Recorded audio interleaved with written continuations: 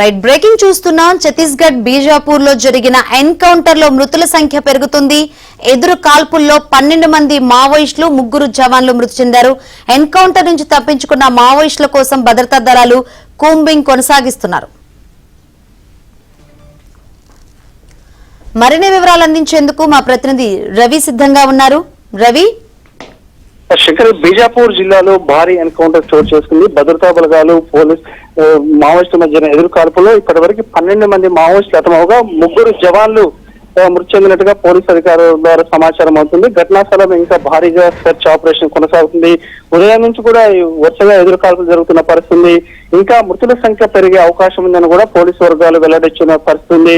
Overall గా చూస్తే గత 15 రోజుల క్రితం Maoist party PLJ supreme commander గా ఉన్న మడవి హిడ్మా ఎన్కౌంటర్ లో హతమైన తర్వాత ఇప్పటికే ఆపరేషన్ కగార్ ఆల్మోస్ట్ మరో 3 నెలల ఆపరేషన్ కగార్ డెడ్ లైన్ మార్చి 31 వరకు కేంద్ర హోంమంత్రి అమిత్ షా ప్రకటించిన విషయం తెలిసిందే.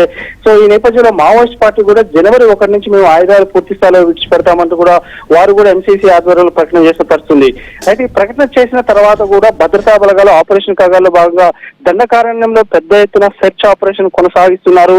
ఎవరైతే ఆయుధాలతో తిరుగుతుందో వారు సరెండర్ అవ్వండి అని ప్రభుత్వం పదే చెప్పినా ఇంకా ఉన్న కొన్ని దళాలు అంటే లొంగిపోయిన మావోయిస్టులు ఇచ్చిన సమాచారంతో భద్రతా బలగాలు ఇంకా కూడా దూకుడు పెంచిన పరిస్థితి. సో ఈ రోజు జరిగిన ఎదురు కాల్పుల్లో 12 మంది మావోయిస్టు హతమవగా అందులో ఎవరైనా కీలక నేతలు ఉన్నారా అనే సమాచారం ఇంకా పోలీసు వర్గాలు వెల్లడించలేదు. మొత్తం చూస్తే ఘటనా స్థలం ఇంకా సెర్చ్ ఆపరేషన్ కొనసాగుతుంది. ఓవరాల్ గా చూస్తే మరో 3 నెలల్లో ఆపరేషన్ కగార్ డెడ్ లైన్ కంటే ముందే కూడా మావోయిస్టుల కంచుకోట దండకారణ్యం ఆల్మోస్ట్ భద్రతా బలగాల హస్తగతమైన పరిస్థితి కనిపిస్తుంది. Shankari, right, thank you Ravi.